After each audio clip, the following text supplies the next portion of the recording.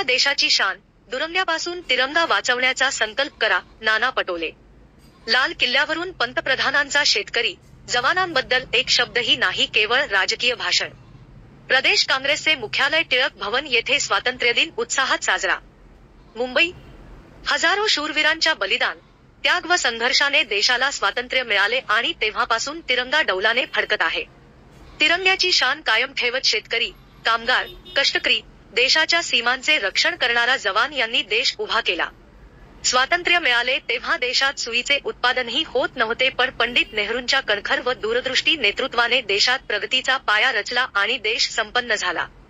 78 वर्ष हा तिरंगा डौलाना फडकत आहे, पण आता तिरंग्याला दुरंग्याच्या संकटापासून वाचवण्याचा संकल्प करा, असे आवाहन महाराष्ट्र प्रदेश काँग्रेसचे अध्यक्ष नाना पटोले यांनी केले आहे. प्रदेश काँग्रेसचे मुख्यालय टिळक भवनमध्ये काँग्रेस प्रदेशाध्यक्ष नाना पटोले यांच्या हस्ते ध्वजारोहण करण्यात आले. काँग्रेस कार्यसमितीचे सदस्य खासदार चंद्रकांत हंडोरे, सेवादलाचे प्रदेशाध्यक्ष विलास औताडे, अल्पसंख्याक विभागाचे अध्यक्ष वजाहत मिर्झा, माजी खासदार हुसेन दलवाई, आमदार राजेश राठोड, प्रदेश सरचिटणीस प्रमोद मोरे, राजन भोसले, राजेश शर्मा, मुनाफ हकीम, सचिव झिशान अहमद, श्रीरंग बर्गे यांच्यासह पदाधिकारी व कार्यकर्ते उपस्थित होते. ध्वजारोहणानंतर सर्वांना स्वातंत्र्यदिनाच्या शुभेच्छा देऊन पटोले म्हणाले की आजच्या दिवशी लाल किल्ल्यावरून पंतप्रधान देशाला संदेश देतात. ही परंपरा आहे, पण मागील 10 वर्षापासून लाल किल्ल्यावरून राजकीय भाषणबाजी केली जात आहे. पंतप्रधानांनी आज आपल्या भाषणात शेतकरी, कामगार, देशाचे रक्षण करणारा जवान, बेरोजगारी या महत्त्वाच्या विषयांवर भाष्य केलेच नाही. पश्चिम बंगालमध्ये एका डॉक्टर मुलीवर झालेल्या बलात्काराचा मुद्दा उपस्थित करून त्या राज्याला टार्गेट केले. पश्चिम बंगाल मधील घटनेचे समर्थन कोणीही करत नाही. अशाच व यापेक्षा भयंकर घटना गुजरात, उत्तर प्रदेश, महाराष्ट्रासह भाजपाशासित राज्यात झाल्या, त्यावर पंतप्रधानांनी कधीच भाष्य केले नाही. पण पश्चिम बंगालमध्ये विरोधी पक्षाचे सरकार असल्याने जाणीवपूर्वक टार्गेट करण्यात आले. गांधी नेहरू कुटुंबावर टीका करताना भाजपामधील परिवारवादाकडेही पंतप्रधानांनी लक्ष द्यायला हवे.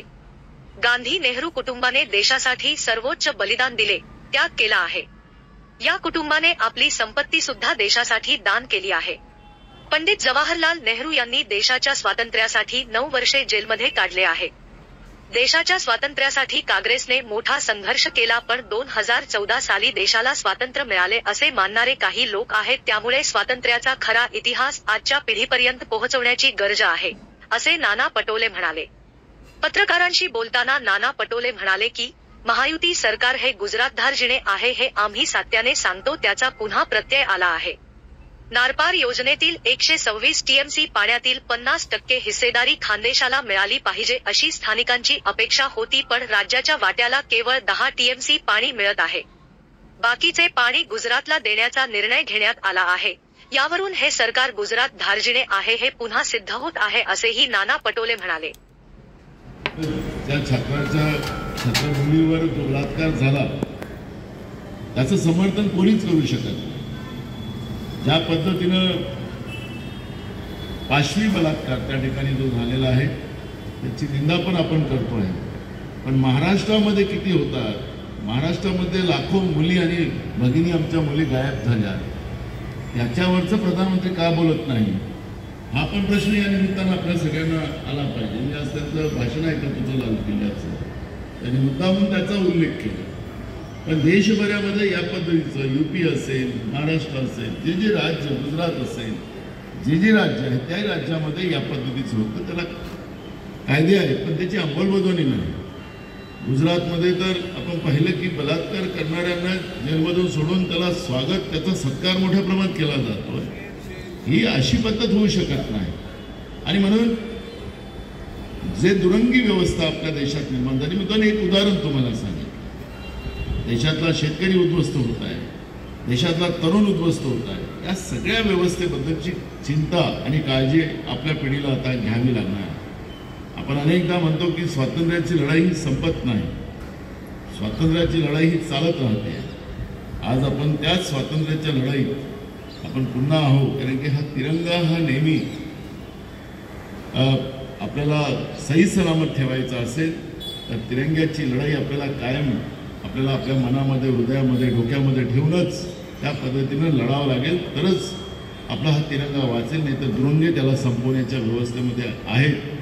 मी जाणीवपूर्वक आज हा दिवस नाही आहे, पण या दिवसामध्ये जे प्रधानमंत्र्यांनी जे भाषण केलं त्याच्यावरचे काही आपणही भूमिका मांडली पाहिजे, कारण की स्वातंत्र्य हे फक्त का त्या खुर्चीवर बसलेल्या माणसासाठी नसतं, सर्वसामान्यासाठी असतं। या देशातल्या प्रत्येक नागरिकासाठी स्वातंत्र्य आहे, सगळ्यांना जगण्याचा अधिकार आहे, पण आज ती परिस्थिती नाही।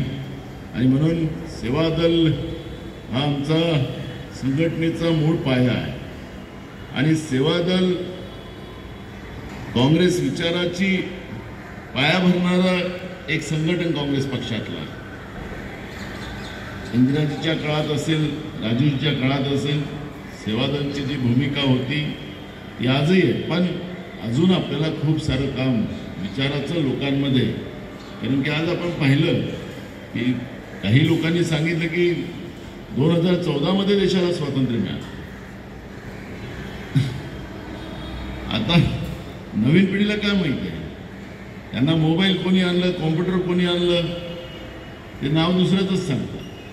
त्याच्यामुळे आखरी विचार हा महत्त्वाचा आहे, काँग्रेसचा त्याग, काँग्रेसचं समर्थन, काँग्रेसची त्यागाची भूमिका ही जनतेपर्यंत पोहोचणं आणि हा देश उभा करण्यासाठी पंडित जवाहरलाल नेहरूचं उदाहरण, ते लोक पंडित जवाहरलाल नेहरूंच्या बद्दल दुरंगे काही बोलतात, पण पंडित जवाहरलाल नेहरू हे सगळ्यात श्रीमंत व्यक्तीच्या काळात नव्हते, पण जेव्हा देशासाठी त्यांनी आपली सगळी संपत्ती देशासाठी दान करून टाकली, एक दिवस नाही 17 वर्ष ते स्वातंत्र्याच्या लढ्यामध्ये जेलमध्ये राहिले आणि अशा कठोर परिश्रमामधून ते प्रधानमंत्री झाल्यानंतर या देशासाठी त्यांनी काम केलं। आपल्या मधल्या काळामध्ये आपण पाहिलं राहुल गांधींचं सदस्यत्व खासदारकी रद्द केली आणि जेव्हा त्यांचं घर, त्यांचा जो बंगला होता तो बंगला त्यांच्याकडून काढून घेतला गेला आणि बंगला काढून घेतला त्यावेळेस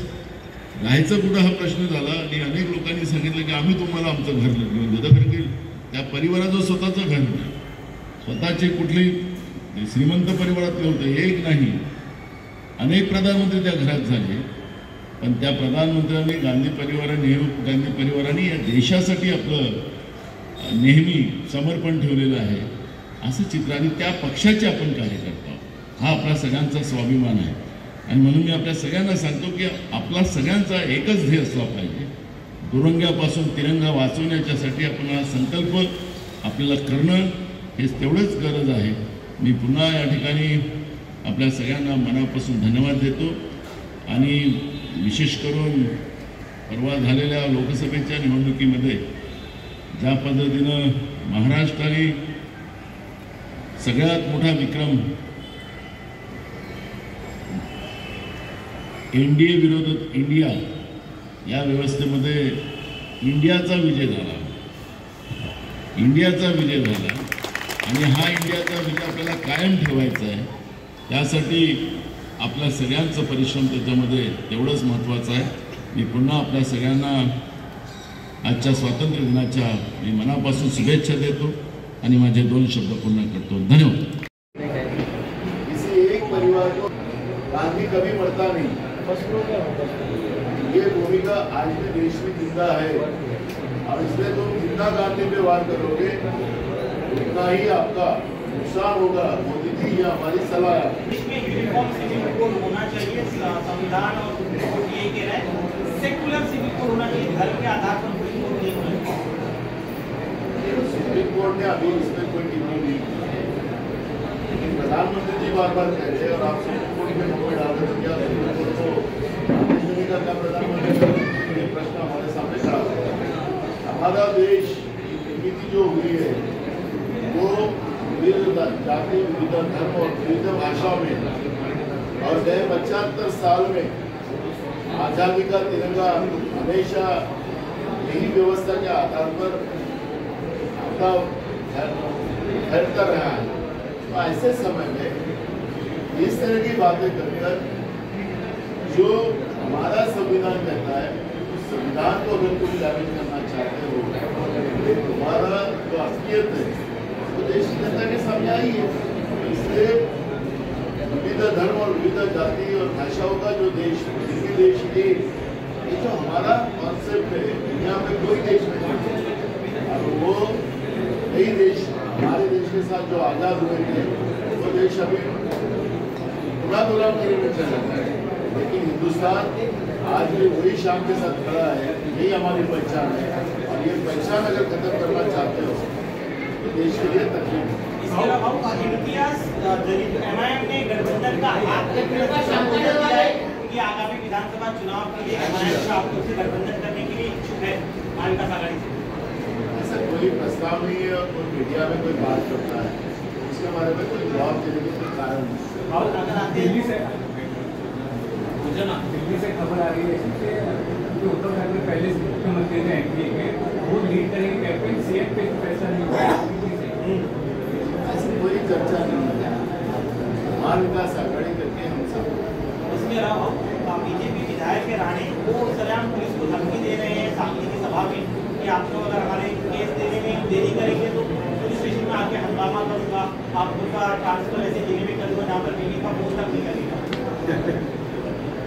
यही तो भाजपा और मायावती की सरकार की पहचान है।